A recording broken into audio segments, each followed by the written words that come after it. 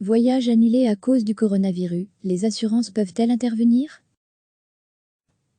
Si vous vouliez partir en voyage, dans le nord de l'Italie, il est encore temps de changer d'avis. Plongé en quarantaine, la zone est désormais quasiment coupée du monde. Si en revanche, vous aviez déjà prévu votre séjour, vous vous posez sûrement la question des modalités d'assurance et de remboursement pour l'annulation d'un voyage et ou d'un hébergement. Problème, l'épidémie de coronavirus, aucun assureur ne l'avait prévue, elle ne fait donc a priori pas partie des clauses de votre contrat d'assurance. La plupart des assurances annulation ne prévoient pas le cas de figure d'une épidémie, explique François de Clipel, porte-parole d'Assuralia. Pour les assureurs, une épidémie comme celle-ci est un risque totalement inconnu dans sa cause, et surtout dans son ampleur, il est impossible de prévoir, et donc de fixer une prime. À lire aussi, retrouvez tous nos articles sur le coronavirus est d'autant plus vrai que le motif d'annulation se trouve la plupart du temps du côté de la personne qui part. Parmi les raisons majeures d'annuler un voyage, un décès, une maladie, un gros dégât dans une maison, ou dans certains cas, la mort d'un animal de compagnie, mais pas le risque de contracter une maladie à l'échelle mondiale.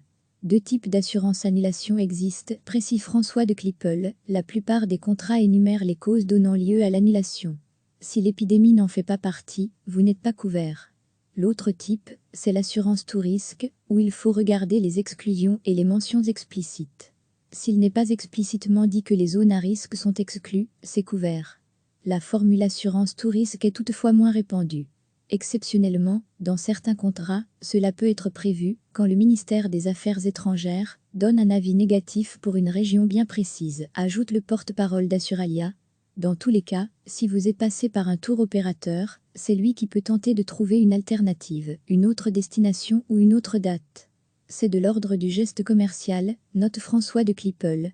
En revanche, si vous avez organisé votre voyage vous-même, c'est vous qui devrez en assumer la responsabilité et d'essayer d'obtenir un remboursement. Dans le cas des voyages scolaires, qui sont annulés les uns après les autres, c'est au directeur de l'école de vérifier les conditions du contrat.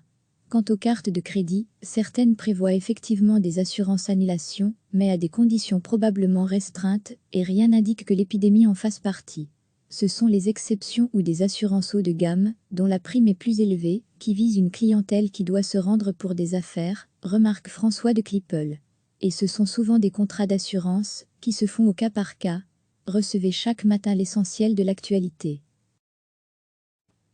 Si vous vouliez partir en voyage, dans le nord de l'Italie, il est encore temps de changer d'avis. Plongé en quarantaine, la zone est désormais quasiment coupée du monde.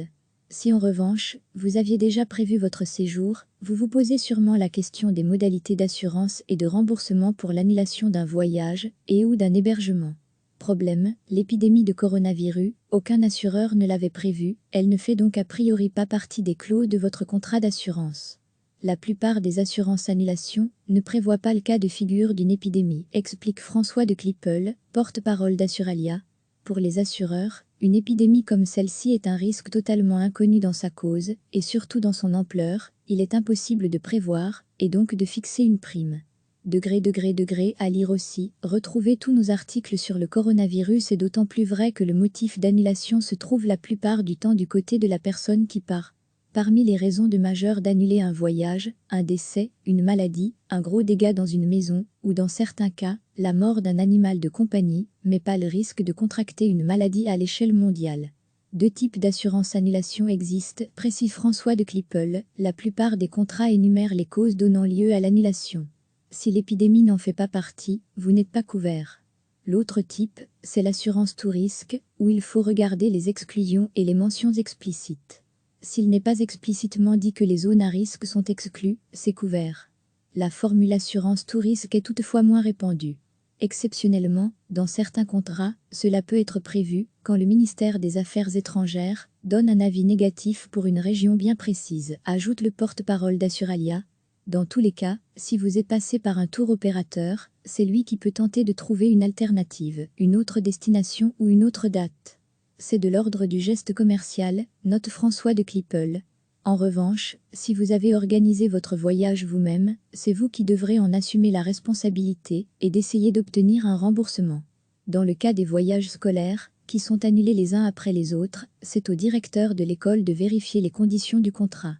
Quant aux cartes de crédit, certaines prévoient effectivement des assurances annulation, mais à des conditions probablement restreintes, et rien n'indique que l'épidémie en fasse partie. Ce sont les exceptions ou des assurances haut de gamme, dont la prime est plus élevée, qui visent une clientèle qui doit se rendre pour des affaires, remarque François de Clipple. Et ce sont souvent des contrats d'assurance, qui se font au cas par cas. Cliquez sur s'abonner pour recevoir les dernières nouvelles.